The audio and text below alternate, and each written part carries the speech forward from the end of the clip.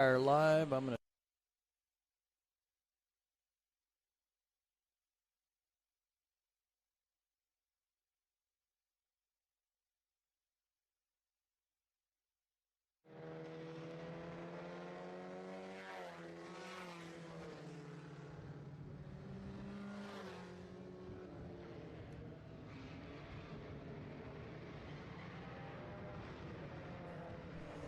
Welcome, everyone, to Short Track TV, our YouTube channel where you can see everything for free that happens at the Madera Speedway.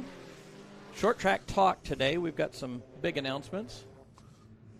Outback Andy Foster's up here in the booth with me. We'll jump over and let Andy say hi. He's clear down at the other end. I'm over here. That social distancing continues, Kenny. At its best. Yeah. So, how are you today, Andy? I am doing great. Great to be back at the racetrack, getting around the pit area and talking to a few of our teams down there.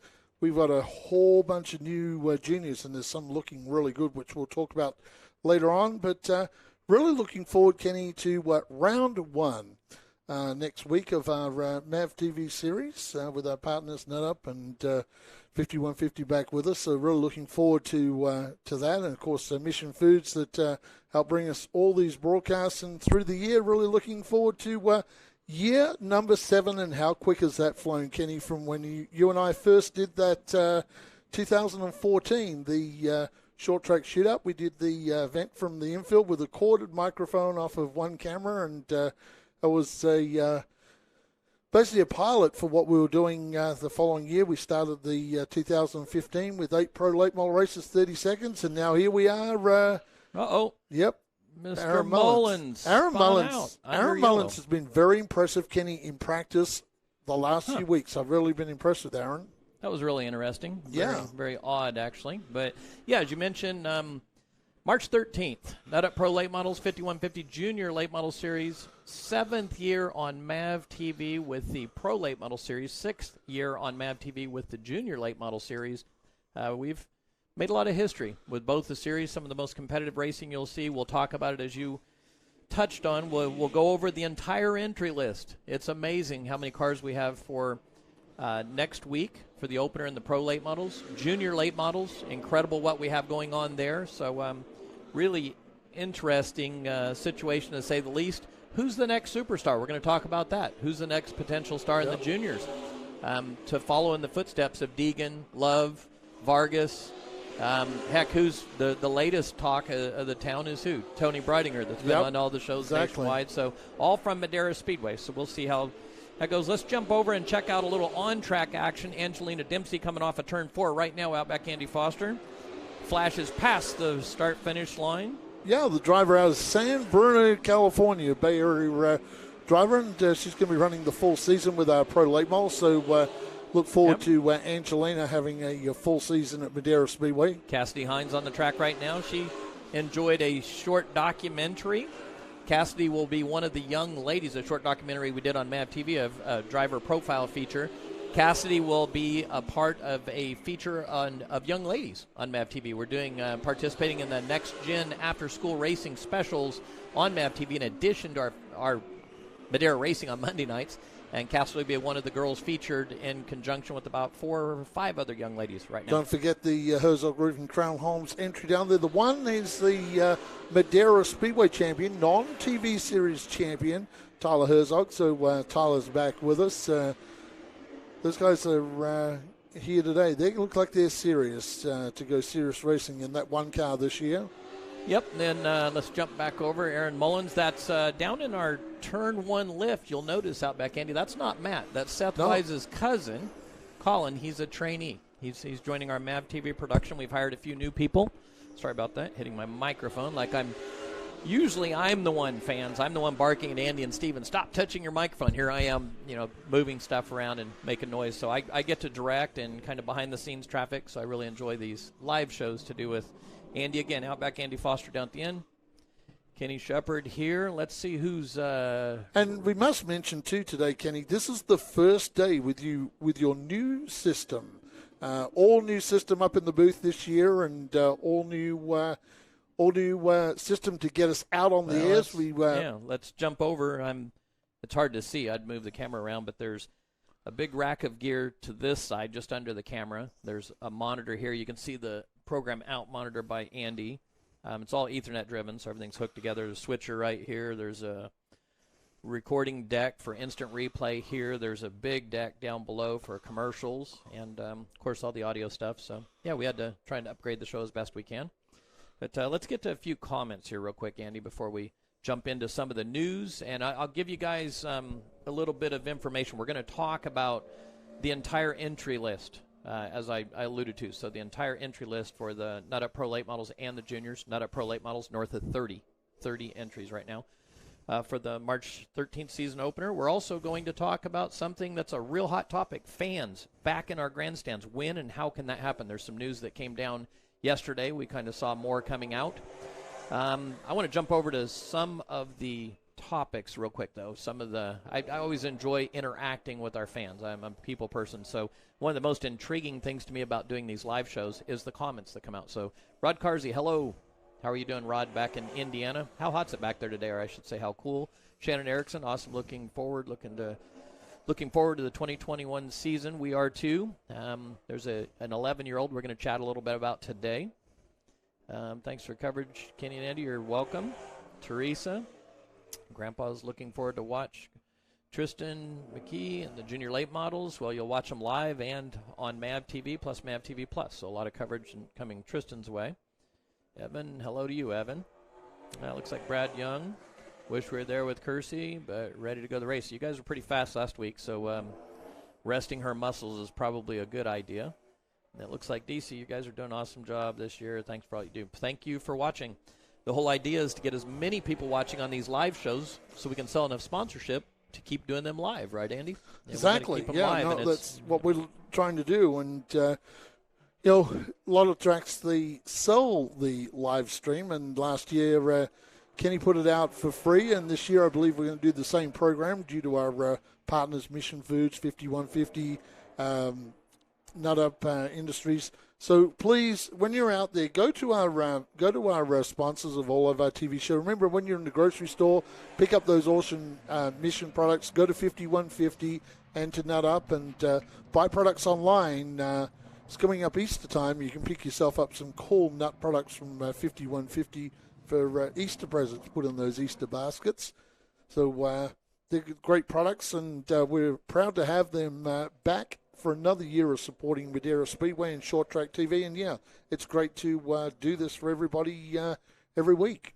Holly Clark leaving the racetrack right now in her number 17 Junior Late Model. Holly has potential to jump up in the front portion of the pack this year in the juniors. We'll talk a little bit more about. There's a bunch of cars getting ready to come out the back gate. Hey, David Munoz is online. He says, what a great way to spend a Saturday afternoon with racing at the same time, fishing on TV, and say hi to Outback for me. Hey, Davey, good to say hi to you. Haven't seen you for a long, long time, buddy. I was just talking to Davey on a Facebook Live teaser I did promoting this, and Davey was watching Major League Fishing that we both love.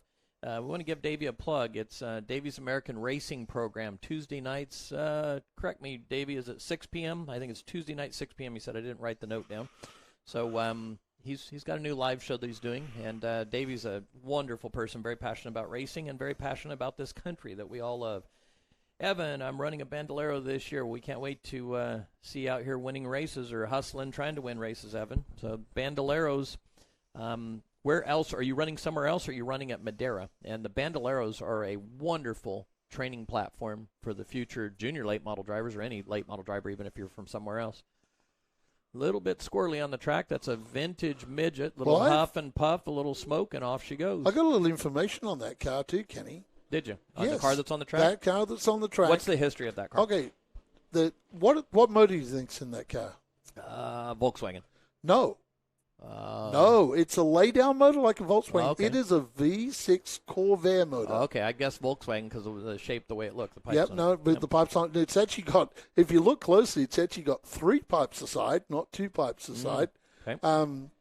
Yeah, and it has a very, very distinctive sound. Old Corvair, there's only about 5 of these on the West Coast left, these Corvair-powered midgets, and I took a bunch of photos, so for the race fans out there, I'll post that a little later on, but got some pictures of that car with the bodywork on, bodywork off, and got a complete picture of the motor. That's a pretty cool piece. So you'll post those at your Facebook page? Yeah, I'm going to put them on the Facebook. I'll share them out. So we might even send them over to you. You can put them on the Madera page as well. Yeah. Yep. That's a pretty cool old piece, an old Corvair come V6. by here. Sure hear it. It kind of has a sound. It's like a somewhere between a midget and one of our super modifieds. It has that distinct sound to it. And certainly a different sound to a midget, and that's a really cool old piece. They run that a lot of time on dirt. They don't run that car a lot on pavement. Huh. Well, let's do something. I'll turn the mic up here. When he comes back past, I'm going to give you a little more sound. We'll come back past right now. Here we go. Let's crank this up, and then we'll hit. When he comes by, I'll switch camera. Yep. It sounds like a V8 that's dropped a valve. Yeah. But it's sure running well, isn't it? It's a beautiful old piece, and that is that'd be a dream to own a car like that. That's a cool piece to come out and just have a bit of fun and play around with in vintage. Supposed to be exhibition, but these guys are more like their racers when they get out there in the vintage cars. Yep. Yep. Our cameraman down there, our new cameraman's doing really well, getting really smooth. That's actually his camera we're on right now. So let me get back to the message board real quick before we engage in our updates, everything we've got going on. I think John Williams just threw that checkered flag. That's John Do-It-All Williams around the Speedway. He's down here doing maintenance work during the weekdays. He's doing, switch back to John. Let's see, he's in the flag stand right now, subbing for Frank and Lucy and Josh. There's that yellow flag. And he also does our in-car cameras for the MAV TV show. So if you watch our MAV TV show and watch any of the in-car, that's John right there in the helmet. He's the one hustling and working those. So let's go back to the message board real quick, Andy. Let me hit this. The layers are saying that they're going to run bandoliers at Roseville and Madera and the Mini Cup at Stockton. So wonderful experience. Cool. Sounds like a good plan. Bob Gardner, love Madera Speedway. It reminds me a lot of the long gone San Diego track, Cajon Speedway. Keep it up, Bob. I loved racing at Cajon. We got to race the Southwest Tour there quite a few years, and a very, very racy track. I love the fan base there. It was amazing how dedicated that fan base was. That place was just rocking and rolling. Every time we went in there, it was a lot of fun.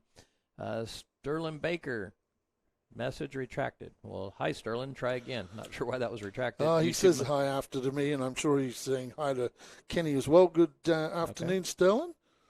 Yep. Then we got Shelly Smith, Turn 4 representing. Let's go. Shelly tried to become Turn 3 yesterday. I saw a video on her Facebook page that she posted live from Turn 3 in the back, just getting a glimpse. So she was trying to start a new club. You know, she's got that Turn 4 club, a whole bunch of them. Yep. So Shelly, Davey's telling you how much he misses her. Shelly actually had a little bit of an update yesterday. I've been working with county supervisors, Dr. Paul here in the county, Madera County, Sarah Bossi, Madera County Health Director, getting a lot of information. And Shelly posted something yesterday that was really spot on. And we've got some news coming out about fans returning to the grandstands at the Madera Speedway. Andy and I will cover here in a few minutes, but we want to spend a little time on the message board first. Rod Carsey, picture and sound are great. Rod, you should see quite a difference today. We're putting this out beyond HD, so you should be able to get just an incredible full 1080p HD picture, just like you see, just like any broadcast. We're actually the content we're putting out the stream is beyond that. It's between HD and a 4K the way we're pushing this, so it should be even on your giant screen TV. Now, Rod Carsey, I asked him what the temperature was. Rod moved back to Indianapolis. Rod, for those of you that don't know, I think everyone knows Rod. He's famous from the TV show, but he was director of our safety for quite a few years. Rod said it's very nice today, this Indianapolis area, or Indiana. 46 right now, typical short and T-shirt weather. It feels like spring here. 46, and it feels like spring. How hot was it back? What was a warm day and a cold day in Australia, for example, Andy? Well, it varied from where I come from on the West Coast. Very much like California weather, actually pretty similar to Central California weather. Mm-hmm. Similar sort of highs in the summer, and probably sometimes it got a little cold, but not quite as cold as it does get in the Central Valley. So very similar weather to we have out here in California. So that's why the transition wasn't too hard from West Coast of Australia to West Coast of America. It's pretty similar. So Rod's 46 in T-shirt weather is not the climate you came from then? No. Okay. No. Just checking, making sure. Probably about 46 on the other scale with T-shirt. Brad Young watching on the 55-inch TV pictures. Very good. Good feedback, Brad. Thank you very much. Davey Munoz on the live screen or big screen. That's why we do this on YouTube. We've had a lot of questions. Why don't we just stream these on our Facebook page? We're connected to a huge audience there. And the reason is it's so crystal clear from YouTube. You can just put it on your smart TV or whatever. It's just like watching a big-time race. And next week will be a big-time race, so you'll see some of the best around. Glad to see the modifieds back at Madera. Scott Farrell. Well, Scott, you're going to see a big announcement coming next week during the show. I'll kind of spoil a little bit of it. It has something to do with Mission Foods and Modifieds, but that goes together really well, huh, Mission Modifieds? We've got a 5-race package this year with 3 of those being MAV TV shows. Turn 1. Yeah. Turn 1. I just want to expand a little on that, Kenny. We had the Twisted Tea Modified series here at Madera before. That was a great series, but the way you've done this with the new format with the new crate motors, I think this is the way to go in the future for modified racing with these crate motors. We see that a lot on dirt with the crate motor modifieds. Very, very popular, and I see this a class in future years that is going to grow possibly into a B main situation pretty quickly here if we continue, because modified racing, we love modified racing, and open wheel racing, we need something to bolster up on our open wheel night. So if we can get these modified series up and going, that's going to be super cool to see modifieds back at Madera. I know you're a fan of the modifieds. I am as well with the modifieds, and nothing better than a great modified race. And we've seen a lot of good modified races here at Madera. Well, and Davey Munoz is on the message board and watching right now. Davey will recall that at Chowchilla we started the sport mod. And it was a pretty strong movement, 602s, very few of them around. And when we first fired that off, we began with about 4 or 5, and that exploded on dirt into just an unreal, and that was a 602 modified. We had the Twisted Tea modifieds, but I was always very cautious because of the Lucas Modified Tour, North State mods, and trying to find that niche. But we're really an island between the South and the North, so we can bridge that gap a bit. And we have a lot of dedicated modified racers. It seems like the modified teams are much smaller in total numbers, meaning 3 guys or 2 guys can go run a modified, where most of the late model teams are a little bigger, 5, 6 people. So it's a little easier for some of the teams to go modified racing. And I think there's a real niche here. So for us to run a 4, 5, 6 race series, something like that, and this one's really modeled. It's the first time it's modeled off of our late model success, which is the 602 weight package versus an open motor, and there's a lot of both of those combinations. So I think it'll be rather successful as well. John Williams got that. Let's see if we can find John. There's John. John has the green flag in his hand. Let's go back. Let's see. Shelly Smith watching on my TV also. Finished my final just in time. Hard-working folks they are. Hey, we've got Paul, and I think it's Clink. I think it is, from far north Queensland. So, far north Queensland. So, welcome along, Paul. I know you're a big supporter of watching our racing, and let all your buddies know down there, we'll be going next Saturday night for round 1 of the Junior Series and the Pro Late Model. So, make sure you tell all your friends to tune in. I would say it's 3 o'clock. I'll give it about 6. Probably about around the 9 o'clock period, Sunday morning in far north Queensland. Yeah, it'll be 4:50. We'll go live next week. Yep. 4:50. We will have qualifying earlier that afternoon. Qualifying. Well, that means it'll be about 11 o'clock on the East Coast and 8 o'clock on the West Coast for our Australian fans, and we get a lot of them tuning. We get a lot of people from England and all over. We get people on the bases all around the world that tune in. So let all your friends know Madera Speedway back in action next Saturday. And as Kenny said, 4:50 California time, we will be going live next week. And I can't wait for to get going because I'm seeing a lot of good things down the pit area. And the only thing that could make this better is when we get fans. And I can't stress this enough, fans. how I missed you guys last year. And I know Kenny's the same, and all the races are as well. It's just, we really do miss our fans. We have many loyal fans at Madera Speedway that have been coming here for many, many years. And we miss you guys. And hopefully Kenny will have some positive news coming up on that a little later on in the show. Well, we can touch on that right now. Let's discuss the fans and what's happened here. You mentioned that I miss the fans. We miss the fans for two reasons. Number one is the energy, the absolute energy that it brings. I mean, we've mentioned this even last year. It sounds so tinny, so different, even doing the television show versus having the fans here. Just acoustically, it sounds completely different. But mainly is the energy, and you're a race car driver like I was, and there's nothing like racing in front of a big crowd of people and the energy that they bring, and it's just not right not having fans. The second reason we need fans, financially. We're fortunate here at Madera because we put a lot of work into the television show. So we have, hundreds of thousands of people that watch us across the United States on the MAV TV show on Monday nights. We have MAV TV Plus, big crowd there. And then we have our YouTube channel, this channel, which there's, 9 to 10,000 different devices will watch a race. And you compound that out, 3-4 people per. It's easy to hit 40,000 people here. So that's exciting, but we miss our fans because we need them back, energy and financially. You just cannot run a short track without fans in the stands, concession sales. There's sponsors in particular that will only sponsor a racetrack if fans are here consuming their products, whether it be an 805 or a Pepsi-Cola, something like that. They're only going to sponsor if we're interacting and sampling the brand new products. So we miss our fans badly. So let's talk about fans a little bit. What was announced yesterday, and I've been interacting a lot, and I was getting tidbits of what was coming, and I had a pretty good feeling of what was coming, but last week I was reluctant to really discuss it in case things didn't pan out that way. But there was an announcement. Some changes were made yesterday with the state. I'm not sure, are you up on it, Andy? What was announced yesterday? Did you see some of that? Not yesterday. No, I did not. Okay, so what changed? And Dr. Paul here at Madera County has been guiding us. And by the way, as a footnote, working with Sarah Bossi, Madera County Health Director, and Dr. Paul has been one of the most pleasant experiences I've had. Just super professional. They've been really, really helpful. Which you wouldn't think that when we don't have the grandstands. You're talking about $250,000 of loss. You'd think it'd be hard to be positive about something like that, but they've just been really, really good to work with. So Dr. Paul's given me some guidance. Kind of had an idea what was coming out, but where we're at right now, Madera County's purple. And the color system seems weird to me.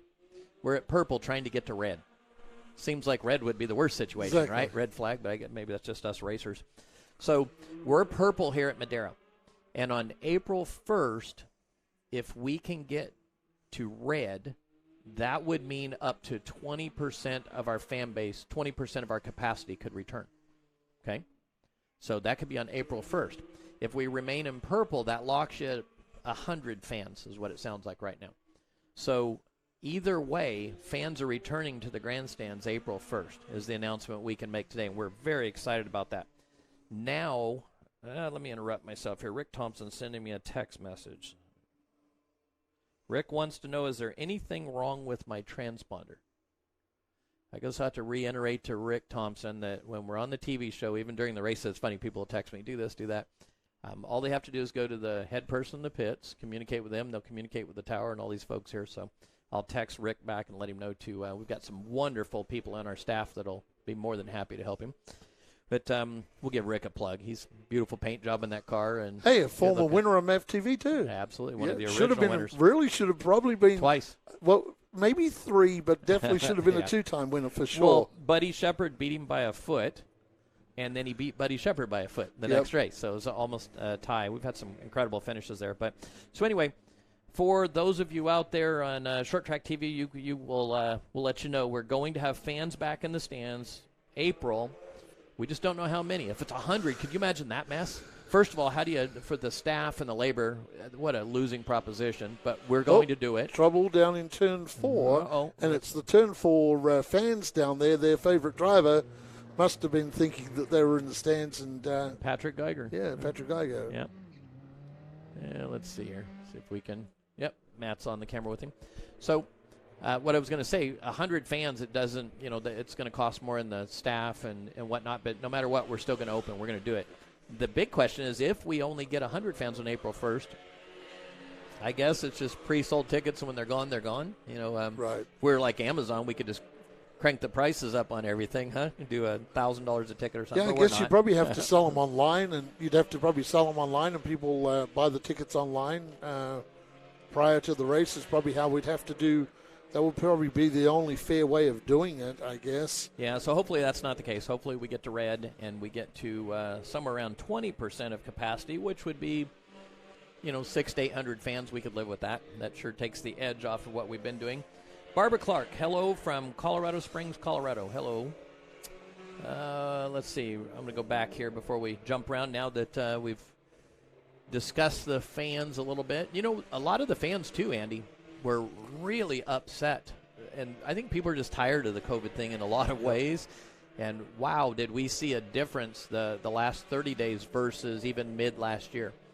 People are they're ready to get back to some kind of normal routine. And I'm excited to have the fans back. But as we've told everyone, we're doing all we can do, but we can't just open without permission. There's no way to do that. So, well, when I'm not here at the racetrack, I moonlight doing food delivery services, Kenny, and I can tell you up in the Stanislaus County area, people have been flocking back to indoor dining. The mayor of Modesto just opened it up, and it's gone crazy, and there's just people out everywhere, and much to what you're saying, people have just got tired of, sitting at home, and they're starting to get out and about, and the day that we can open those gates and let people come and sit in our awesome grandstands can't come soon enough for me.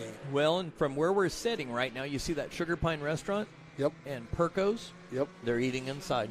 Well, they were last year during the TV show. They were playing music over there at nighttime. We'd open the door, and if there was no cars on track, you could hear them. They had bands over there last year with outdoor dining. So. That was outdoor. Right Yep. now they're indoor. Yep. And just what crowds are over there. So it's good to see, and things are going in the right direction. So exciting news to finally come out. Would we love to open up and just go wide open? Yeah, but I mean we need to do this safely as well. We have some people that have been directly affected by COVID here at the Speedway.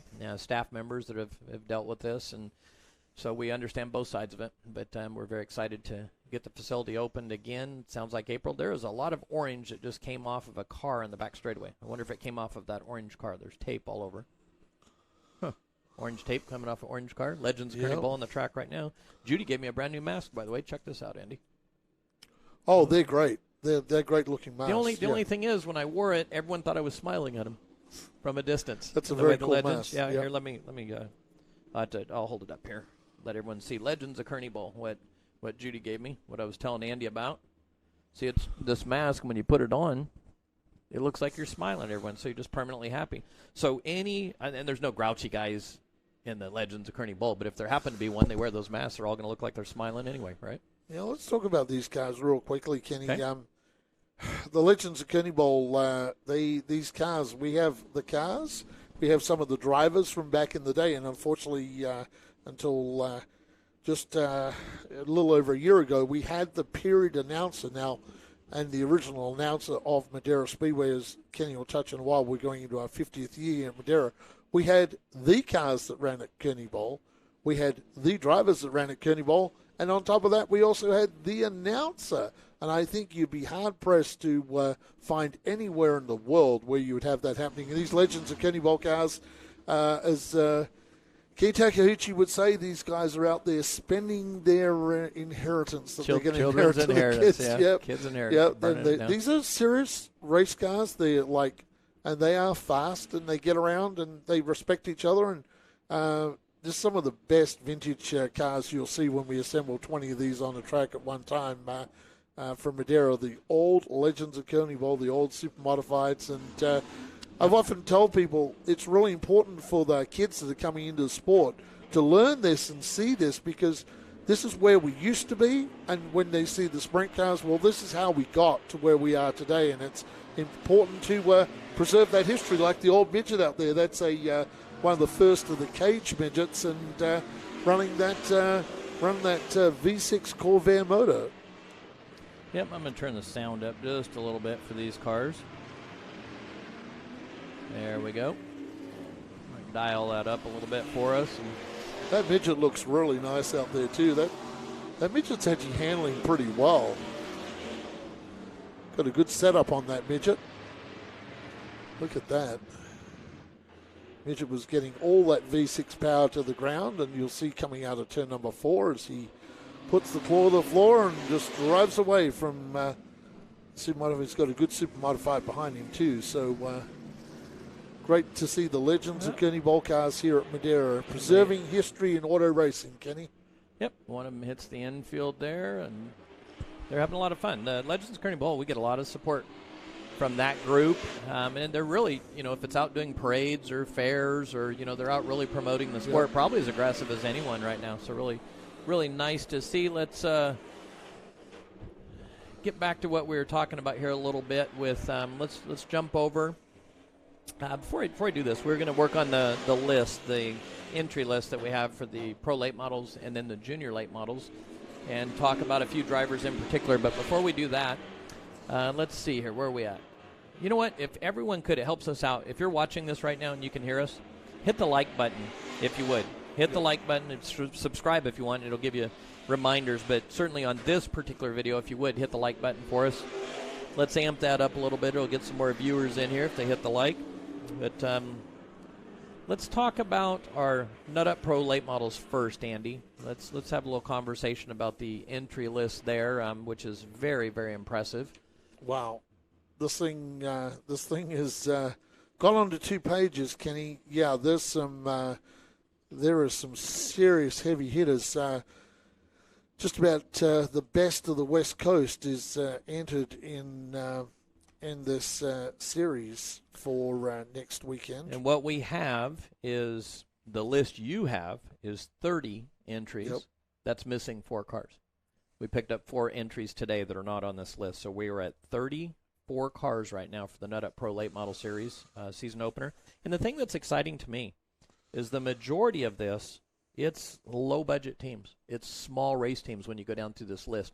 So it gets back to the package that we have allows a budget-driven team to be competitive with a highly funded team, and it puts them on an equal footing. So it's really exciting to see how many budget-based teams. But before we get to the list out back, Andy, let's I'm going to roll a commercial real quick. I want to try this. It's a commercial deck that we put. It's a different one you've seen. So fans, if you would, make sure you watch this. It's the reason we can do this, and we talk about it all the time. It was a big campaign last year. Support the brands that support our sport. Mission Foods, Nut Up, and 5150. That's the reason we can do this for free. And here's an announcement we made last week. I'll reiterate again. Next week, we're going live on Short Track TV. You'll be able to see all the action for free, not spend a penny. The week after in the club racing, live on Short Track TV.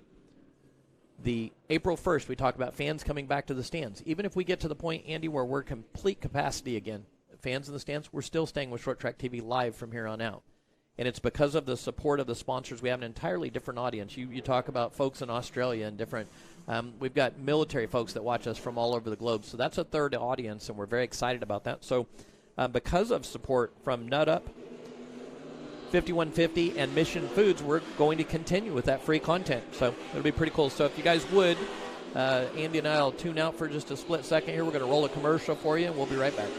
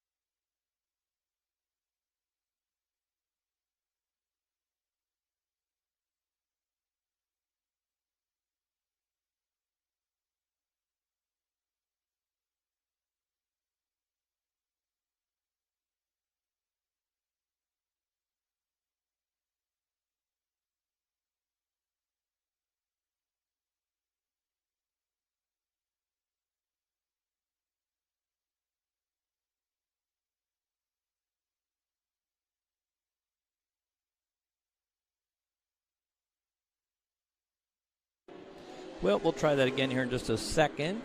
I had trouble with that on Facebook on Thursday from this deck, so we're going to change a couple of audio lines. I actually had, we'll try an SDI cable first where it was out, and we'll try that in just a second here. So we are back now. Key back at Madera Speedway just ran a 15.056 in that Nate Cloud Motorsports number 54. Tyler Herzog with a 227. Howard Holden with a 236. Howard in that brand new Fury. Rick Thompson at 248. That's pretty good for Rick, too. That's a improvement. 248. Exact same time. Rick Thompson and Sheldon Cooper. Angelina Dempsey at 257. And the white car out there, the 12 that the scoring has, that is in fact Kyle Keller.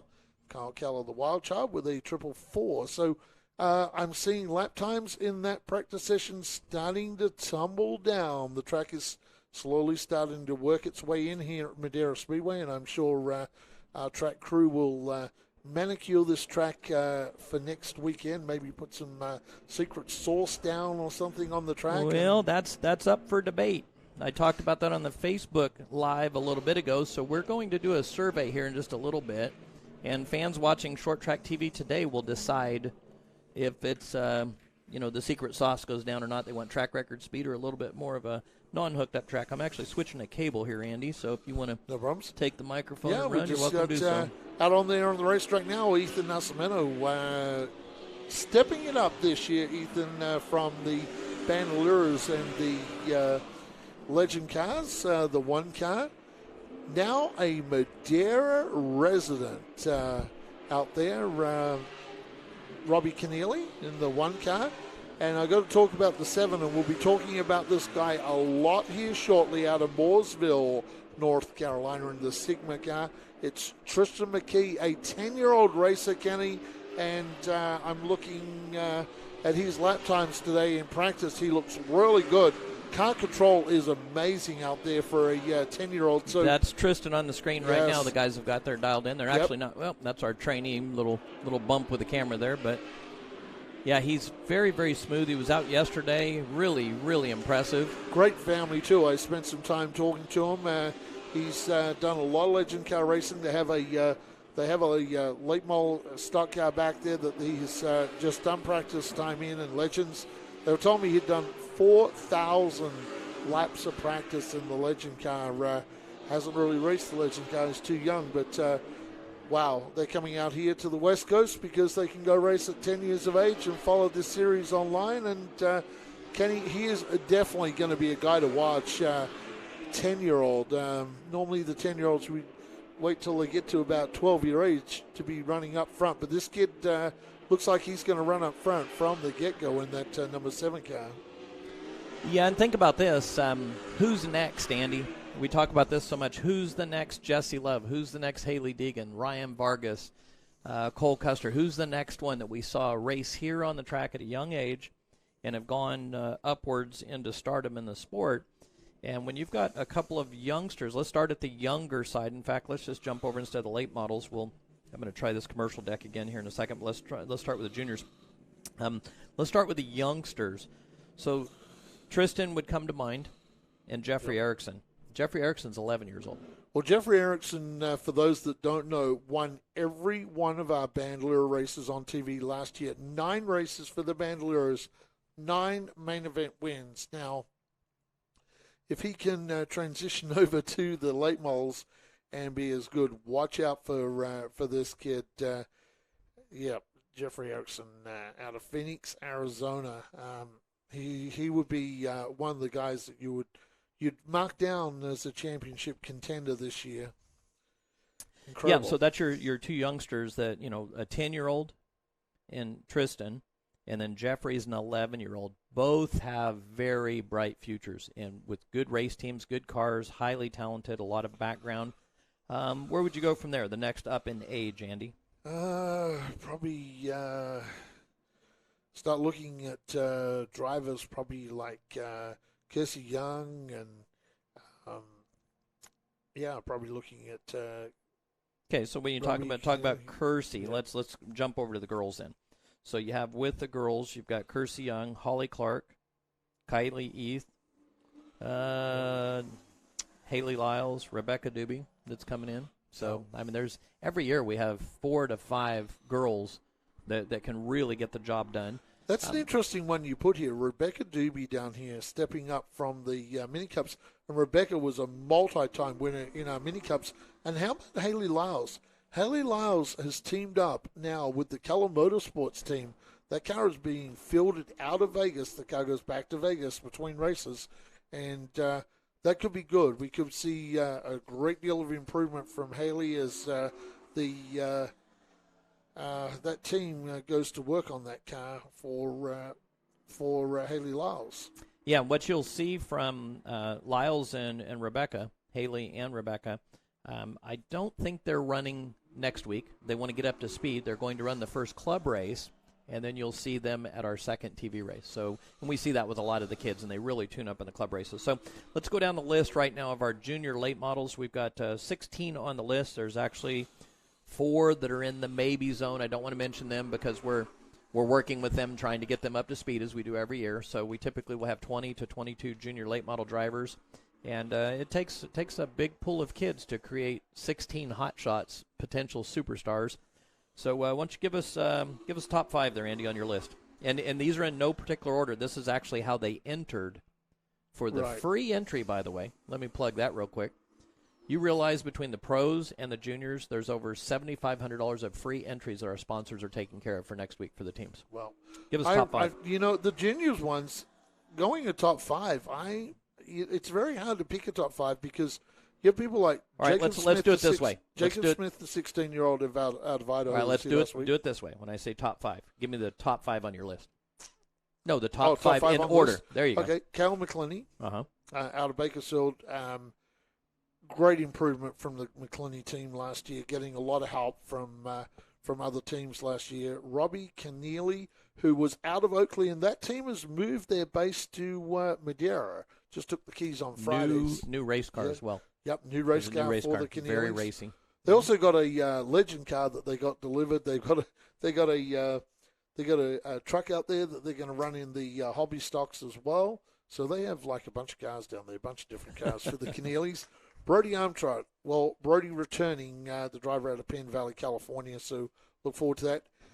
This driver I'm excited for. He is 16, so he'll only be able to run possibly 1 year of our junior late models, the 11 car out of Eagle, Idaho, in the Matt and Rick Erickson prepared car. Jacob Smith. Now, this guy looked really, really good in practice last week. Exciting to see Jacob Smith. Great pedigree in racing. So I'm really excited for him. The 23, well, what can you say? Out of Phoenix, Arizona, Jeffrey Erickson, 9-time winner in the Bandoleros last year, just an absolute standout.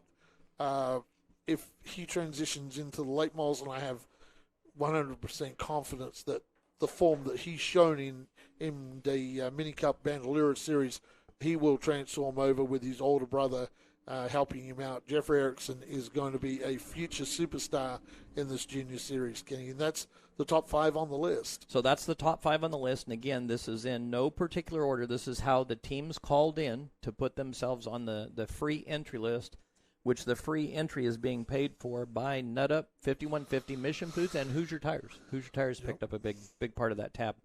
So we're always hustling, trying to get sponsorship into our racers' pockets. We've got several brand new sponsors you guys will see next week as well that we were pretty instrumental in putting together or helping people. And then there's another batch from 6th through to 10th. Let me jump on that then. I'll take the 6th driver to enter was Casey Klein, Quincy, Washington. Casey really advanced last year.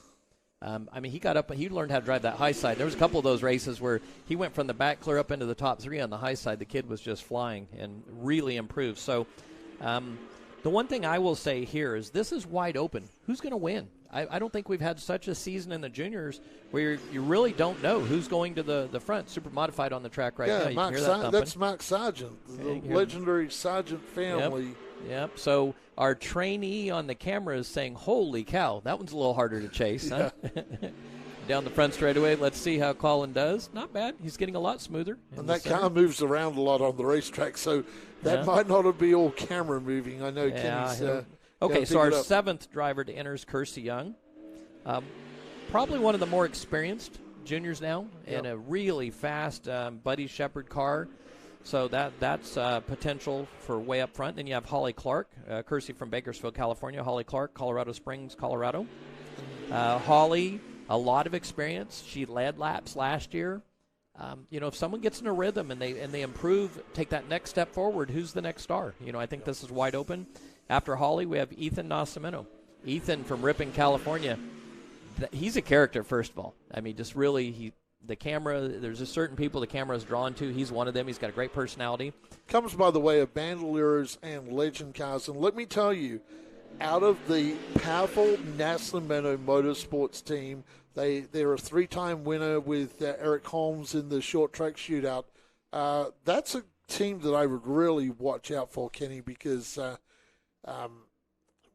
we know how fast Nascimentos are every time they bring a race car to the track. So well, and think about this. You've got Nascimento's power team as far as setups. You've got Mike Nank, power team. I mean, they're were the Kleenex brand up until last year of the junior late model series.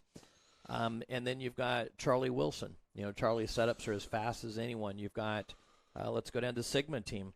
From Las Vegas with Tristan in. So you've got a bunch of power teams, and then you've got some others that we'll touch on here. Well, back to Cale McClenny. That's a Brian Herzog support, so much elbow grease and effort into those older cars, and they're up there running top 3 all the time. So the next driver after Ethan Nascimento is Kylie Eath from Utah. So Kylie really kept advancing last year. We could see big things from her. She takes that next step forward. That rounds out the top 10. Why don't you take us 11 through 15? Yeah, we're going to go for the driver from Riverside, California, Cody Camilli. Camilli could be really good this year in that 48 car. Another driver that needs to make that next step, I think. Yeah, Cody had tremendous speed last year. Yep. And would have, again, just smooth a little bit of the edges off. Next thing, he could be a dominant driver. And, again, I think there's 10 drivers on this list. The driver that advances the most, you talked about it a little bit, if they just improve just a little bit, that's day and night. We saw with Bradley Erickson, last year's 5150 junior late model champion. Bradley started this season off not as a winning driver, but a good driver. And then something happened. So the switch just came on. He won a race. Confidence came up and just became basically a superstar in the making last year. So really impressive. Yeah. So Cody Kimley, we could see big things from that Riverside, California driver. Another driver out of Colorado, Denver, Colorado, is Brody Moore in the 78 car. Another driver that could just take that extra little step. And there's so many of them there that they just make some small improvement or something clicks in the team. You just see them become a different driver. Well, and something key with Brody, he's in the Charlie Wilson camp. Charlie Wilson was the crew chief that was the guiding power behind Austin Herzog when he won that Nut Up Pro Late Model Series championship. Charlie had... let's go. Holly Clark, they led races. Holly was in Charlie's camp last year. The next driver also with Charlie Wilson out of Texas, Andy. Yeah, Barrett is at Paul Hemus out of Weatherford, Texas in a Charlie Wilson car. Driver I don't know a lot about myself. I haven't seen that driver on track yet. But we teamed up with Charlie Wilson, so I'm sure that's a driver that's going to be really super fast. They were out last week. Very solid. Got a lot of laps. Again, with the new drivers, it's sort of like buying stock, like an IPO, initial price offering stock. You just don't know what you get, but every now and then, those stocks shine, and I can see that from one of these new kids, including the next one, Andy. Yeah, the 7 of Tristan McKee. We talked about him out of Mooresville, North Carolina, racing for Sigma. That's a brand new car for Sigma, and their first entry into junior late model racing. I talked to the guys from Sigma down there. I also talked to Tristan's dad. That team is super excited. They're smiling today because they're posting some really good lap times, and that's a team that expects to do well. And the kid has done about 4,000 laps in a Legend car, but never raced a Legends car. Did about 4,000 laps. Went down to a Legend car title. Was running lap times in the top 4 with the Pro Legends. So, this is a driver that we could see big things from Tristan McKee out of Mooresville, North Carolina. Well, let me add something with Tristan. He's also and I don't know how much they talk He's to you only about 10 this. years of age, too. He's 10 years old, and like I said, with we've got a 10-year-old and 11-year-old that are really high pedigrees. Potential to break a lot of records would be Jesse Love's records. But Tristan, he got ahead of the curve a bit. He ran a lot of those laps back there. I don't know how much they talked to you about this in late models. Yep. I believe it was Langley they were talking about. He's already run a lot of laps in a late model. So both Jeffrey Erickson and Tristan McKee, they come with a big pedigree, a lot of experience. They might be 10, 11 years old, but they have experience like I had when I was 25, or probably the same with you. We didn't get it back then. So really, really exciting. Who's next on the list there, Andy? Right after that, Haley Lyles. Haley is another driver. Brand new race car. Yep. That just needs to take that extra step. And with Keller Motorsports helping out on that team, that's some experience behind them to get going. Well, and it's really interesting because John Keller builds race engines and builds a lot of horsepower. John's real big on the 602 crate package for the kids. And they ran Haley in her other car. They ran big open motors. And with that extra weight, it's a little bulky and a little hair triggerish. So I see with Haley now running the 602 package in that brand new super fast race car, I see some big things there. She could be another one that really steps forward.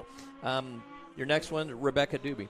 Rebecca, she'll make her first laps, it looks like, here in about 2 weeks. She won't be with us next week, but it'll be exciting to see what she does. Yeah, she was very good in a mini cup, as I say. I think she won. She hardly knew how to lose. Yep, 5 or 6 rounds she won. I think 6 rounds last year in the mini cups. A great driver, and that's going to be another driver that I would expect, given her a little time in the car, to expect big things from Rebecca Doobie, because she knows how to win. So, and she's going to be hungry once she gets in that car to try and put that car up the front. She won't want to be running down the back because she's so used to running up front. So. Well, and that's something what we tried to create with this 5150 Junior Late Model Series. It was sort of like the early to late 90s. If you were a hot shot at a local track, you went off to the then NASCAR Southwest Tour, one of the hottest series in the country. And that NASCAR Southwest Tour, what happened, Andy, is it was like looking in a mirror. I win races here at Madera, and you go off on the Southwest Tour, and it's like staring at 40 other me that win. And same thing at Kenny Boyd at another track, or any of these stars from the various tracks. We all collided in the Southwest Tour. It's really the same situation we've created with the 5150 Junior Late Model Series. These are all kids that win from where they come from, and they're wired and programmed only to win. And it's really interesting. You put the cameras on, and they're under a microscope, and away they go. So that'll be really interesting with the kids. Let's try and take care of our sponsors again here if we can. I changed a wire that I think was the culprit that I was having trouble with. So, Andy and I'll be right back with you in just a second. Again, support the brands that support our sport.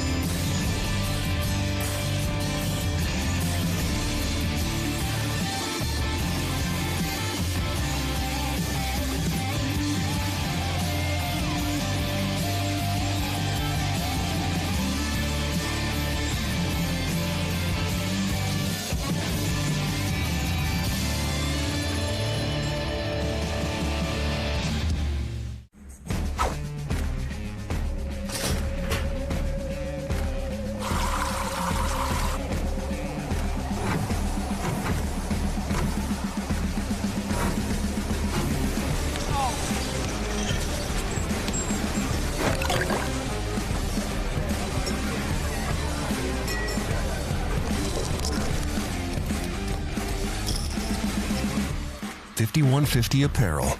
Lifestyle with a purpose. Is that your stomach growling or the sound of thousands of horsepower circling the track? Fuel up for race day with Mission Foods. Supercharge your taste buds with fast and easy-to-create recipes that are winner's circle delicious. Try some of our mouth-watering tacos to piled high nachos, fresh chips with guac, and more. Start those engines because Mission has you covered from the green flag to the checkered flag. Now that's too fast, too tasty. Hey race fans, are you a fan of grassroots racing? Would you like to see more content from behind the scenes at the Madera Speedway? If so, you need to check out our YouTube channel, Short Track TV. Short Track TV is where you will find the behind the scenes action with documentaries of the race car drivers, old race footage, and other exciting and fun content from the Madera Speedway. Go to Short Track TV and subscribe today and enjoy some more great content from the fastest 1/3 mile in the West, the Madera Speedway. Race fans, please support the brands that support our sport. NutUp Industries and NutUp.com is the primary sponsor of these free live streams for our fans to enjoy. Please go to NutUp.com and enter the code MAVTV20 for a 20% discount on all of their great, healthy almond snacks. Please visit NutUp.com and support the brands that support our sport by entering MAVTV20 for a 20% discount to say thank you for this free live stream tonight. All right, we're back. I think the audio worked well that time, Andy. Magic, just switching a broken cable. What happens there? All this brand new equipment, and you just never know, do you? No, you do not. Hey, we had some late models on the racetrack while we were playing that commercial. Cassidy Hines, a 15.112, a 15.122 for Tyler Herzog. Aaron Mullins with a 129. Great practice times from Aaron Mullins. Angelina Dempsey, a 310, and Kyle Keller, a 400. So, yeah, there's some lap times while we had that last round of practice for late models and junior late models combined. Just looking on our Short Track Live, still a lot of comments going on and people talking to each other. How about Paul from far north Queensland? Paul, I presume you're from Townsville, or if you can let us know what town you're from. In there, 74 Fahrenheit at 9:40 a.m. in the morning. Yeah, summer, huh? Yep. Summertime. Yeah, we also had Ricky Nelson looking forward to being with us. Appreciates the rules package so the budget teams can run with the big boys. That's what this is all about. Budget teams running with the big teams on a platform where any of you that's watched the MAV TV show, you know, in the openings over the last 7 years, I'm real big about putting talent back in charge. I don't care if you're rich or poor or somewhere in between. We want the most talented drivers propelled to the top of the sport. So that's definitely our mission. Who else on your end? Angela says hello. Paul also said he was making a breakfast burrito, and guess what brand of tortilla he was using? He's using Mission. Clear down under, huh? Yeah. Hey, worldwide. Got someone on here was asking about Mass, Madera Speedway Mass. Well, okay, let's slide it. Not for Halloween, is just that regular Halloween, Mass. or is that Halloween mask? I'll slide that. 4. Yeah, we're going to spin down there. I'll slide double spin. Is that who else is up there? Who's on the high side of the track? I'll slide that across to my boss friend and promoter in Madera Speedway, Kenny Shepard. Maybe we could get some Madera Speedway Mass. Would be kind of cool. Oh, we got the 21 car, Patrick Geiger up against the wall with the Turn 4 people. Kersey Young let us know Jesse Love just won his debut race with TC America at Sonoma. I saw they were live streaming for free also, I believe, on their YouTube channel, weren't they, Kersey? So big time young man. Angela, I know you guys, that dedicated Turn 4 group, I don't know if you heard the news, but it looks like fans will return to our grandstands April 1st. We just don't know if Madera's going to be purple or red and whether we get only 100 fans or a little bit more. So that will be interesting. Let's see. Somebody's having a beer here, Andy. Oh, it's Angela having a beer without you, Scott. Well, Angela, you're having a beer without all of us. That's not fair, just to include Scott, right? Yep. So let's get back to our list of what fans can expect next week here from the Madera Speedway. We covered the junior late models, and again, there's another 4 kids that we did not talk about. We're not going to use their names yet because we're trying to get them up to speed. Trying to get them into a spot where they can join. So we've got a solid group of 20 with, I think, 15 maybe 16 ready to go. And of the juniors, let's see. Let's go down this list before we leave the juniors, Andy. Let's jump over to this. Let's start of the 16 that we have. And you and I say yay or nay if we think they're capable of winning right now. We're gonna hang you out a little bit. Cale McClinney, yes or no? Could he win? Yes. Yes. Robbie Keneally. On the fence. Okay, I would say yes because he has the new car. Super, super fast with iRacing, computer racing, really impressive. I would say yes. You know, they move forward a little bit. How about Brody Armstrong? I think so. I believe Roger Bracken's at the wrenches there. Roger Bracken, big-time Southwest Tour ranch, West Racing, Arca Menards. Okay, so that's a yes. So we're going to say 3 yeses so far. How about Jacob Smith? Well, the fact that he's running for the Ericsson team, that the most winningest late model team at Madera Speedway, and how he looked last Saturday, I would say a yes. Okay, yes. So that's all the way down the top 4. How about 5th, Jeffrey Erickson? That's that IPO. Do you really have to ask that question? That initial price offering. Huh? That would be a most definite yes. Okay, so we've not even seen him take a lap yet in a late model, but based on his pedigree and his winning ways, he couldn't lose last year in the Bandoleros. And how his brother is going to help him out. His brother, the champion from last year, so we'll put Jeffrey on a yes list. Casey Klein, the Quincy, Washington driver. What do you think about Casey? I think he's going to need to make that next step, and that would be a yes. If he can make that next step, a yes. And I think there's so many unknowns here. Casey was so impressive at the end of last year where he stepped right up and drove up to the top 3 a couple of times. He's also one of the kids that has a big advantage right now because he'll go to the high side. So I'm going to say yes for Casey as well because I believe he will take that next step, and I think we saw the kind of the seeds planted of that at the end of last season. So I'm going to say yes as well, capable. How about Kersey Young? Kersey will make history this year in being the first female to win a TV race for a junior late models. Wow, that's a good prediction. So just to let fans know they're watching Short Track TV. So I know you're listening to this, Kersey. No pressure, but no females have won yet. No. In 6 years of junior late model racing here at Madera, we've had a couple of near misses. Kayla Eshelman, real close near miss.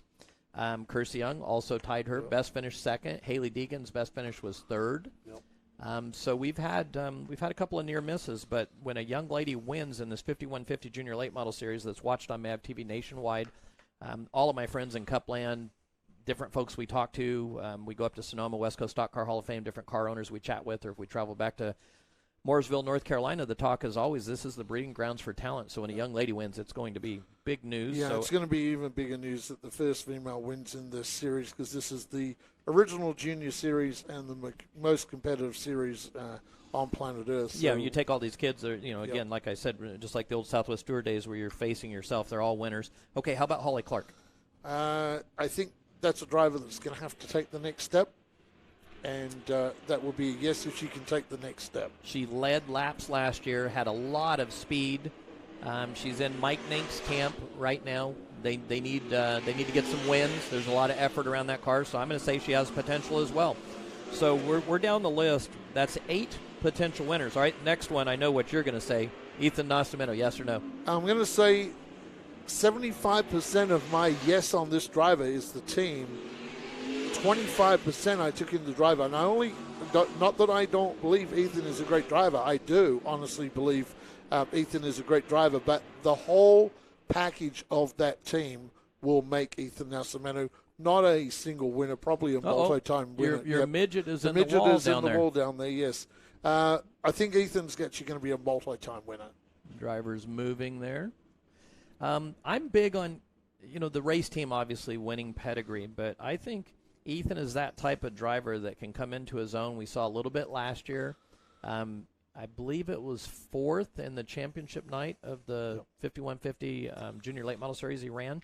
So I think his talent level could be one that would really surprise us. So that's our 9th potential winner. Multi-time winner, I think. Kylie Heath. A driver that's going to have to take a step up to win, but I'm pretty sure we're going to see this driver very competitive. I think she will improve tremendously this year and can absolutely surprise us on MAV TV. Cody Kimley. I think that's probably a yes. I would say yes. Another Buddy Shepherd car. Yep. Really hooked up setups. I believe he's still in the Buddy Shepherd car. Very fast driver. Showed a lot of speed. His dad puts a tremendous amount of effort into the program. How about Brody Moore? I would say probably a yes, because Charlie Wilson is fielding that car, and we know that Charlie knows how to win here as a crew chief. So I think they'll definitely have the setups under their belt. They'll have speed, and Brody's probably in that category with Kylie and a few others of moving forward themselves, becoming very stable, getting a lot of laps, not making mistakes, and then putting himself in a position to win towards the year. How about the next driver from down in Texas? I believe that would be a yes, too. If that driver, like I said, I haven't seen that driver myself on track. Well, let me help you. He comes with a pretty stout pedigree. He spent a lot of time here last Friday, and then Saturday a lot of laps. Is not afraid of pushing the car right to the edge. He probably spun more than anyone I've seen in his first day out, but by the end of Saturday, super smooth, really fast. And Charlie absolutely put setups on the car. So let's go from our Texas driver to our Mooresville, North Carolina driver, Tristan McKee. That just sounds Tristan McKee. That sounds like a big-time race car driver already, just that name. So what do you think there? Talking to his father with that's fluid down there. So that V6 might have dropped some fluid down there. I told you it sounded like it was dropping a valve, didn't I? It sounded a little fun. Okay, let's go with this driver. This is a team that is a brand-new team into junior late model racing. This is a new chassis that they built just for this series. Talking to his father and what the racing he's currently done and the amount of laps that he's put in, I would say an absolute yes that this driver could be a winner.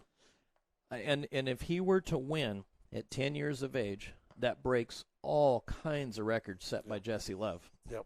I think it was our youngest winner is a 12-year-old, and I think that would also, much like Kersey Young winning as a female in the 5150 Junior Series, if Tristan were to win at 10, that would make a lot of noise throughout the industry. Yeah, I think this driver is very, very capable. Just the amount of laps the driver has done in late models and so forth, not had racing experience, but done laps. I can see this driver really going to victory lane. I see Rod Carsey still with us. Rod, the guys are really missing you right now. You see that out on the track? That's the part Rod's saying, boy, it sure is nice to be sitting here in a T-shirt in 46-degree weather in Indiana. We're almost at zero latency with our show, so we've talked about Rod's still going to be able to do some race directing, safety directing once our technology improves just a little more and we get it to him in live time. So, I hope that beautiful midget just dropped an oil line, not exploded a motor. Yeah, I would agree with that. Sure, there's a lot of fluid on the racetrack, and this gives us a good chance. See all those guys out there in those yellow suits, Andy? Well, we don't see it from that shot. Safety crew, yep. Yeah, actually, we're not seeing it. The guys are kind of taking a break. But let me see if I can guide Matt over there. Oh, there he is. He was reading my mind here, so we'll go. All those guys in those yellow DJ safety banana-colored suits below that Mission Foods Too Fast, Too Tasty race-style chip. They put so much effort in out here. The wonderful crew we have over there, pit side, it allows us to work on the promotional side for the drivers as much as we do. We pre-program the show, and as far as pre-programming, everything in place, meetings throughout the week, and the staff that runs this racetrack is just absolutely amazing. I'm excited to see those tortilla chips actually make it to the store here soon, Kenny. We did some promos last year on these Too Fast, Too Tasty tortilla chips. They're kind of shape of an Indy car is probably the best way to describe them. Well, and I think the big push last year before COVID hit was they were going to launch in the Indy in May last year. And then they announced, the folks at Mission are really big on our program, so they announced they were going to release them in the Central California area simply because of their sponsorship here at Madera, and I'm very proud of that, where our sponsorships are very special, to have such a big sponsorship and so much effort from them. So, Rod, if you're out there still, Rod, maybe Angela could come over and help you out. Oh, she's having a Michelob Ultra. No, she can't help the safety crew now. That's for afterwards. So those Rod's saying he's watching with a beer in his hand. He's watching the crew, boy. I'll bet Rod's sweating. at 46-degree weather, that Michelob Ultra with that just, that sweat that goes down the side when it's cold like that, that's probably what's going on with Rod. Poor guy. He needs help. Can't wait for the racing to start. We all congregate down there, the track crew and everybody, all the officials after the race, where we get to have an adult beverage after the racing and just talk about the night. I can't wait for that to happen again. Well, and this also, I want to give a shout-out to Gilbert Rodriguez right now. Gilbert, he's always out there, and he's been here forever. He and Frank's actually painting a trailer today, but Gilbert's having some real hardships right now. Gilbert lost his wife to COVID. Gilbert was in the hospital at the same time, just battling to get out of the hospital himself, and it's just really been a mess. We haven't seen, Gilbert was in great health. Nothing was wrong when we left the racetrack last November, and they're just battling, and we're used to seeing Gilbert out there in one of those yellow suits working. That's Marty on the right-hand side and his brother. They're doing a great job holding the fort down. That camera looks a little soft, so let me we continue to direct think here a about bit. everybody that's being affected by COVID, and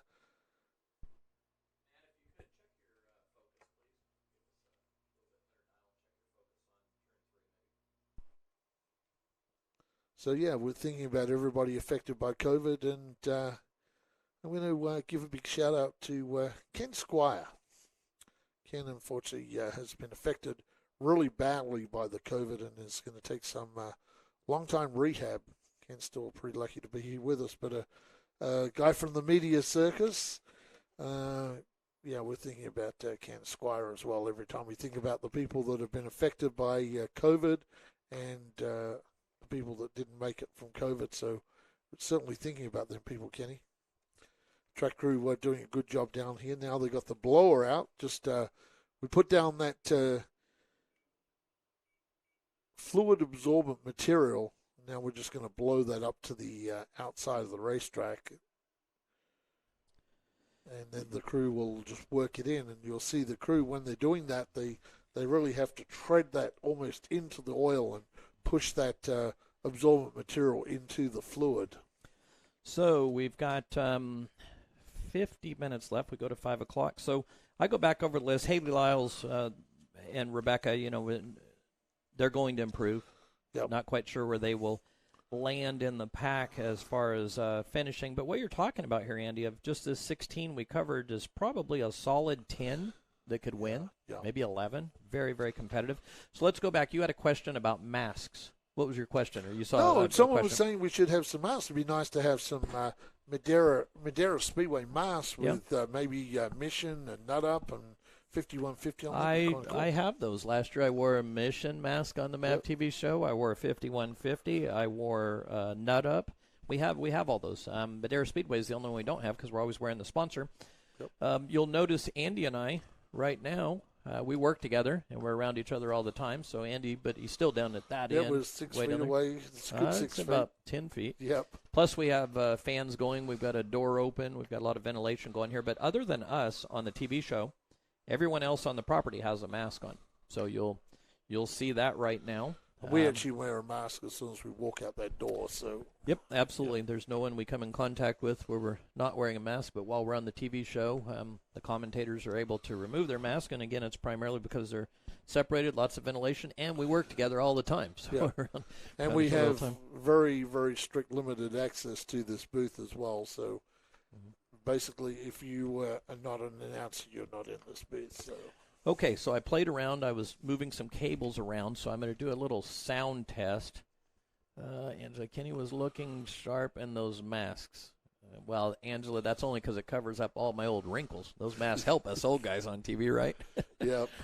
So, Rod Carsey, I text Gilbert every day, checking in on him. He came home yesterday. I heard that, Rod, and will finish his recovery at home. Hopefully he's able to stay there because he's been at home and he's had to go back. We have, Rod, if you could even put if there's a link, maybe you can put it here. If not, I'll get it to you and get it to me so we can post it.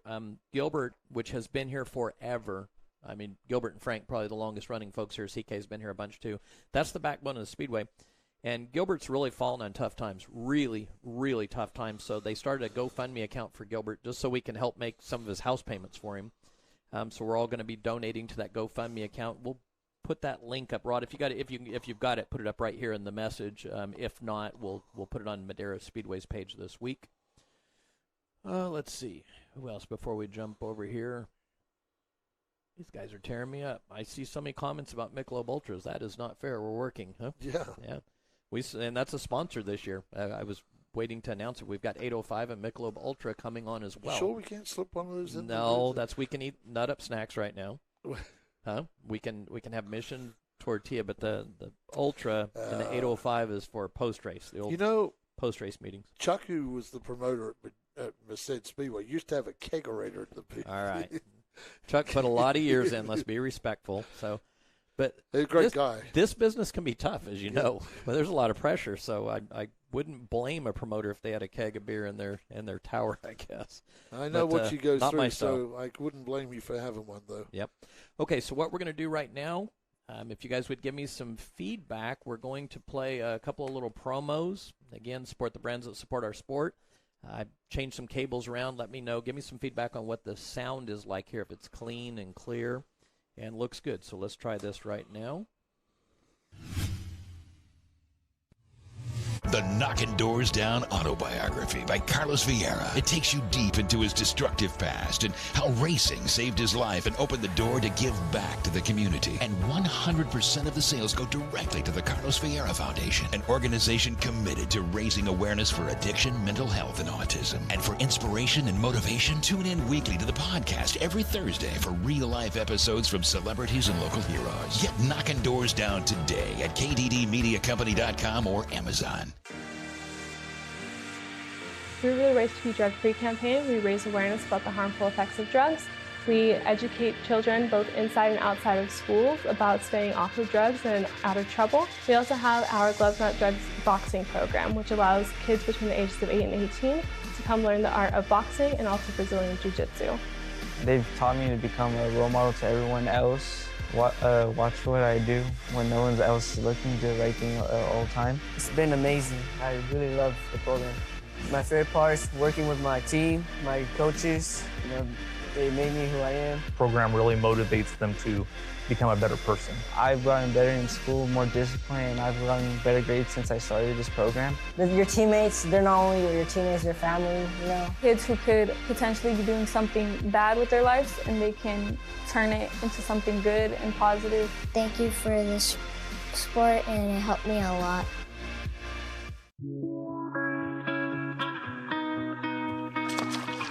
My first memory is fishing, honestly. We were winning trout tournaments when I was, 8, 9 years old, so it was cool. We had just come off a really, really stellar year, had 2 tournament wins. I think we got a check almost every tournament, if not every tournament.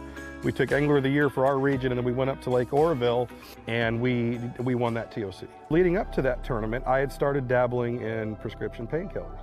I can remember the night before that tournament, taking a handful of pills to go to bed that night. I went 7 years of just causing mayhem and, oh my gosh, ruining every relationship I had, If a guy's willing to share his tragedy and open up and help somebody else either avoid going down that road or pull them out of that addiction, the trickle-down effect of that is you have no idea.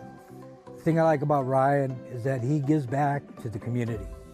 We need to keep these kids involved. We need to get them out there. We need to educate them so they can take this on and teach their kids and grandkids, because this needs to continue. Fishing has completely saved my life.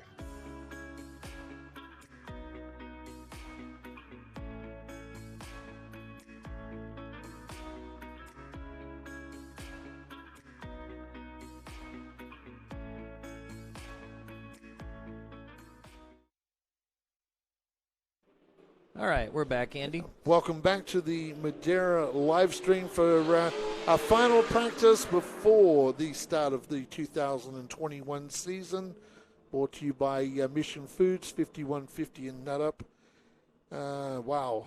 Practice continues for our late models. Aaron Mullins with a 196. Sheldon Kibble with a 382. 393 for Howard Holden, that new Fury race car. Angelina Dempsey with a 590. Kyle Keller with a 641 and Lauren Kuntz with a 988. Brand new car for Lauren Kuntz. Brand new Victory Circle car for Lauren Kuntz. That's first day out on that car, so they're making some adjustments to improve on that race car. good to see Papa Lauren Kent's in a brand new car. Okay, we got a little feedback there. Looks good, sounds great. All right, I think I got the issues. That's why we're doing all this, working the bugs out. Plus, we want to give our fans and our friends a way to stay in touch with what we're doing. 4:20, we've got about another 10 minutes that will be live here. So, without further delay, let's cover the entry list for the Nut Up Pro Late Model Series next week. Again, this list is, Andy has 30 on his list. We've got 34 cars pre-entered right now. Andy, why don't you take the top 5 again? No particular order. This is just how the entries came in. Kate McClenny stepping up from Junior Late Models, the Bakersfield driver, to the Pro Late Models. I would say that's a possibility that he could win a race. Looked very good last year. So your second driver? Angelina Dempsey out of San Bruno. Angelina ran some practice laps. Driver that just is improving all the time. Just probably in that category, just needs to make that next step and could be a winner, yes. Then you have a California driver, also actually from this area, Matt Erickson. That would be a yes. Most winningest driver ever at Madera Speedway in late models. That will be a yes. So you have Cade McClenny, Angelina Dempsey, Matt Erickson entered so far. Give us the next 2 that entered. Austin Herzog out of Clovis, California, former champion. Yes, absolutely, Austin Herzog. And I would love to see Austin Herzog make his way back to victory lane this year. The 5th driver on the list of out of Clovis as well. The 89 car, probably the driver last year that did the most with the less, is the overall Madera Speedway champion. That is the local series and the TV series combined championship. We have those 3 championships, the local non-TV races, the combined and the TV races. Sheldon Cooper, that's a driver absolutely that could win given some luck on race night and showed massive improvement last year. The top 5, the first 5 entries, Cade McClenny, Angelina Dempsey, Matt Erickson, Austin Herzog, Sheldon Cooper. I'll take the next 5. Howard Holden, Bradley Erickson, Carlos Vieira, Rick Thompson, and Kyle Keller. So you've got Howard Holden, that brand new car, getting really fast. Bradley Erickson, he won the Triple Turkey Open race, his first run against the pros, and he wins. He could set some records this year as well, so certainly a winner. Carlos Vieira led a lot of laps last year, really fast. Rick Thompson, he's got that car looking pretty darn good today. It actually looks very pretty, the paint job. Kyle Keller, very fast race car, good-looking red, white, and blue paint scheme as well. Yeah, so. You go down to the 11th car, Brian Collins out of Camino, stepping it up from the modifieds. Brian, that's a really good car, and I don't know if Brian can win, but I know Brian's certainly going to be in there trying. Then we have 2 High Point Racing entries with the Huddleston team. Whoever they put in those cars, I would absolutely say there's a yes chance just because it's High Point Racing. Right, very we just high have caliber. to say yes. Yep. The 14th car on the list, Colby Berry. Now, here's a driver that has shown a lot of promise here at Madera Speedway, and this driver, I would love to see this driver get to victory lane. It's another driver that probably just needs that tiny little step. Maybe it's half a step for Colby Berry to get over the line. And 15th driver is Kyler Berry, his younger brother. Again, another driver that just needs to make that next step. But out of the 2 Berries, I would say Colby just needs to make half a step, and he certainly could be in victory lane. Then we have, I believe it will be our second young lady on the list, Olivia Mankey, followed by the 17th entry, Jason Aguirre, Tyler Herzog, Pete Soto, 19th entry, and then Glenn Cook. Of that batch, you've got Jason Aguirre, very fast, very dialed in. Jason could find himself in a championship battle here this year for this championship. I could see a Sheldon Cooper, Jason Aguirre, Erickson type shootout for the championship. Glenn Cook had a top 3. Damaged his car badly in the short track shootout. Couldn't make the final race of last year, but he's got that hot rod put back together and is love to see that. Be pretty racy. Love to see that veteran. Glenn could be. Could you imagine him winning a race on MAV TV? It'd be like Rick Thompson, winning. That's a big deal. Again, when the little team can compete with the big teams, that's what this is all about. So that's 16 through 20. Olivia Mankey, Jason Aguirre. Tyler Herzog, Pete Soto, and Glenn Cook. 21st entry, Andy. Yeah, 21st entry, Zachary Cook out of Madera. 22nd, Jay Jorlinson. 23rd, Racing Vernon out of Bakersfield. 24th, Jaden Warbridge out of Portland, Oregon. And the 25th car, Eric Nascimento. Now, Jorlinson is a driver that's in a new car for this year. A driver that's with the Mead team just needs to take that extra step. Racing Vernon, absolutely Racing Vernon can win, along with Jaden Walbridge, Eric Nascimento Jr., Bubba. That's a driver I would say would have a very, very good chance of winning. Not only is his name Nascimento, of course, he's racing for that powerful Nascimento team. So that's a driver that I would probably expect to see certainly challenging to the win, or if not taking a win, is Eric Nascimento. Yeah, and you look at, again, 21st through 25th entries, Zachary Cook, Jay Jolison, Racing Vernon, Jaden Walbridge, and Eric Nascimento. Jaden Walbridge is in a Joyner car. That's Ty Joyner's car. Dan Sr., that was one of my crew chiefs. Dan Joyner Jr., which is Matt Crafton's crew chief, all those Craftsman Truck Championships, or Truck, I still call them Craftsman Truck. That's that team. And Walbridge was really fast down at Irwindale in that car. He could come out of the gate and really surprise some folks. He's been fast. That's fast times. Racing Vernon's certainly a winner. Their family's dealing with some hardships right now, but Racing, that would be a big thing to see him back in victory lane too. I think it'd be rather emotional. Eric Nascimento, he's just waiting to knock one down. I think Eric was third in the Triple Turkey, was the first big motor chasing two other kids. And in that situation, Seth Wise, certainly a potential winner. And then Bradley Erickson he chased. So pretty big right there. So let's go 26th through 30th. Austin Barnes. You're familiar with Austin Barnes, yes, right? Lucas. Ex-modified driver from fast. the Lucas Oil Modified driver. Very, very fast out of Phoenix, Arizona. A driver that absolutely could win in the late models. So then you're looking at Seth Wise, that 87 car, Kenny. Wow. And he was second in the Triple Turkey against some of the top talent around. That's our 27th entry. Colby Potts, the 28th entry. At Huntington Beach, California, Colby's moved down that way.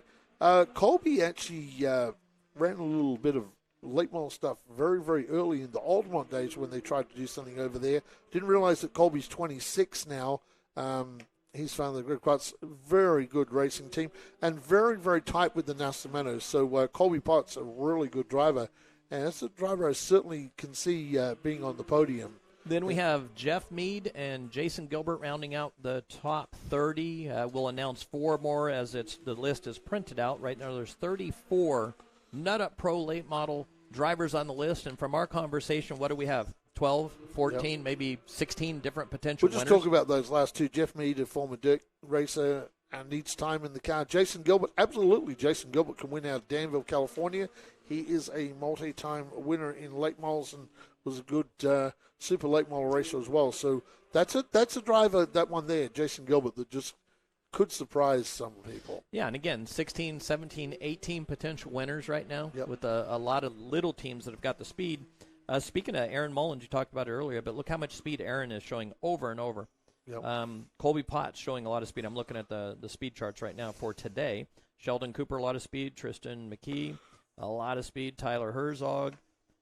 Just very, very impressive right now how so many of the smaller teams are coming forward and producing a tremendous amount of speed. So, Andy, we've got about 3 minutes left on this broadcast before we sign off and say goodbye. So all of you out there in Short Track TV land, make sure you tune in next Saturday, March 13th, for the season opener. Again, we will not have fans in the grandstands until April 1st, it looks like. So the only way to watch will be Short Track TV, 450. Go ahead and share it with your friends. Hit the like and the reminder. Hit the subscribe. It helps us, too. And by the way, if any of you are out there watching right now that haven't hit the like button, please do that on this video. It helps us. And it's free. So 450 will go live on Short Track TV. You'll see the 5150 Junior late models first, and then we'll see the Pro late models, Nut Up Pro late model series not long after that. Let's hit the messages again real quick, Andy. I've seen Jalon. A lot of close competition on the list. Jalon's watching the boys while she's at home. David Munoz, thank you, Kenny and Outback. Great way to spend the afternoon. Yes, a great way for us to spend the afternoon I'm going to go up and do Davy's show with him. Yep. He's doing that at his Davy's American Racing show. He's kind of invited me. He might regret it, though, because I'm going to take my bass boat, and we're going to have to do it live from on his boat somewhere on a lake. That'd be the way I'd do it. We could sit out, and Davey, we could fish, and we could talk racing. Heck, we could do that for a living probably, huh? So let me see here. Let's get let's check on our new that's our new videographer. He's pretty smooth right now. Yeah, and he's got to follow a super modified that darts around this racetrack a lot. Yeah, not bad. He's getting move there. around a lot. All right, let's hit a few more messages. Let's see. I saw Wes Hogan. Hello, Kenny from home. Hello, Wes. Hopefully you're watching this on your television. If not, you need to hook up that smart TV and watch some racing next Saturday night from here. Hopefully the signal looks and sounds good. We put a lot of effort into this. Angela gave us some feedback. Picture is crystal clear. Sounds awesome, too. Good deal. Again, full HD, so much different. Last year, we could hardly get a dribble of a 480 SD signal out of this place. So it's amazing what you can do when you just spend almost six figures on equipment and just push the best signal we can. So it's also amazing how technology's come forward. Even during COVID, there's been a lot of advancements in the streaming world, so we're taking advantage of a lot of new equipment. Shelly Smith will be watching. Shelly, hopefully we'll have you watching from our grandstands in short order. We can't wait to have you guys back. Davey said, let's do that on the boat. I think that's what we need to do, Davey. We can just make sure you got a cell signal. If not, I can bring my gear up, and we'll force a signal to take place. We can just do a racing show from the boat. I've always thought that'd be cool, even like a MAV TV show where we take some of the, Bradley Erickson, for example. We're doing a documentary on Bradley Erickson and a documentary on Buddy Shepard. We do Champions documentaries, 1 hour special on MAV. Maybe I could just take them out of my bass boat, and we just talk racing, and then Matt and the guys at the studio, when it's all done, they can dub over some footage and get them a little bit relaxed. Cool. You never know what you might find. Yeah, and remember, race fans out there too, please share. Kenny puts the links up during the week, and especially on race day. Please share those links out there to your friends too, out there to tell them, hey, there's some great racing happening. It's free. Keep watching Madera Speedway on Facebook, and of course Short Track TV on the YouTube, and of course RaceMadera.com on the wide world web. Hey, a driver we haven't talked about, I'm going to talk about this real quick, coming out on the racetrack right now. In the Mini Cups, Sam Waithouse. Yeah, Sam is impressive, and tell you what, comes from the Good Times quarter midgets. He's been running around the state of California racing a bit of quarter midget racing. Kenny, saw him last week, and wow, this kid is going to be wide really open. fast. He about wrecked that car 100 times last week, but we'll spend a minute here, even though we've got or a couple minutes over. We've got to sign off. He was not afraid to go wide open. Now he's getting super smooth. Watch for this young man. Oh, little sideways right there. Look at him drive that thing, Andy. Yep, straight. Just wide open. Actually, he's up ahead of the silver car. We're not communicating with our cameraman today. We're letting them just roam and play, and they're doing some training. So next thing they get to train on is tearing all this equipment down. We spent about 4 hours putting everything up, and it'll take about 2 hours pulling it all down. So kind of fun to have some new folks coming on board. Where we train so many people in the racing arena. We create a platform where we can launch the Sports Next Stars. Kind of the same things happen on the TV show. We've got a flow of people and personalities around the TV show where they're able to move forward in this industry as well. So pretty interesting. But right now, Sam Waithouse, the fastest guy on the track. Just to let the fans know, the Mini Cup's doing 18.388. That Silver Bandolero weigh 18.621, and Joey Kearney with an 18.701. So that Mini Cup is the fastest car out on the racetrack. Sam Waithouse, of course, his father is the guru of taking photos around here. So, Kenny, it's been a pleasure working with you this afternoon. Can't wait for next Saturday. It's going to be exciting. And let me jump over the message board right before we hop off here. There's a couple of messages. They're asking, how did the bass tournament turn out for you, Kenny? Fourth or something? Yeah. Last week? Yeah. Last week's tournament. Yeah, it was kind of funny because as we were doing the show here last week, I didn't even know I would be fishing the next day. But my good friend Don Longton, he's in his mid-80s. He called me right after we signed off late that afternoon. I actually didn't get to bed until about midnight last Saturday. I was up at 3 a.m. I was in his truck heading down the highway. at 4 a.m. and against some of the best fishermen, including Ish Monroe. Look up Ish Monroe or Googling him if you guys want. He's a fisherman from out here on the West Coast, one of the heroes, big-time fisherman. Ish was in the tournament. Yeah, he finished 12th. We finished 4th against a big field. So I actually cashed a little bit of a check, and I bought a piece of equipment with some of the money I made from that tournament. But it's Ryan Cook was on the film that we've been working on. Ryan Cook is actually the one that hosted. It's a fundraising tournament, and that was that little documentary piece you guys saw a little bit ago. It's a story, kind of a slash movie it's turned into, and it's about Ryan's story as addiction, coming out of addiction, and the part we're filming right now is with doctors and different groups on how to get help if you're addicted. So it's something we're hoping to release here in about the next 6 weeks, it looks like. So some of the other people on there, Thomas McRae, Toyota sedan driver here. Thomas, we got quite a few MSDs out today. Del McIntosh, hey, good to see you online, Del. Hope you're doing great as you can be, and hopefully we'll see you back in a race. We're going to miss Dale badly. Seeing Dale and certainly, missing Roy Robinette that passed away. It's just not the same when we lose people. And I'm going to really miss Dale's such a class act. Roy always class act. We're losing the wrong people for our sport. 05 racers, see you guys, first race. Can't wait to see you guys. So I think we better sign off. We've held them over a little bit extra here, Andy. Andy down at the other end there. You can wave goodbye to everybody, Andy. And thank you guys for joining us. We'll actually see you guys next week, 4:50 here on Short Track TV. We will do qualifying live on Facebook, and we'll probably pop up a little live update from Friday night because I think it's going to be a pretty busy night. So thanks for joining us. A lot of fun. Love the way the new system's working. Full HD, Andy. Yep. Incredible. Can't wait to get year 7 of MAV TV short track racing from Madera Speedway on air once again. So, can't wait, Kenny. It's going to be an exciting year. And, wow, just look at the entry list, race fans. It's going to be a crazy night of racing. So make sure you get everybody tuned in to us next Saturday. Thanks, Kenny. All right. Have a good night.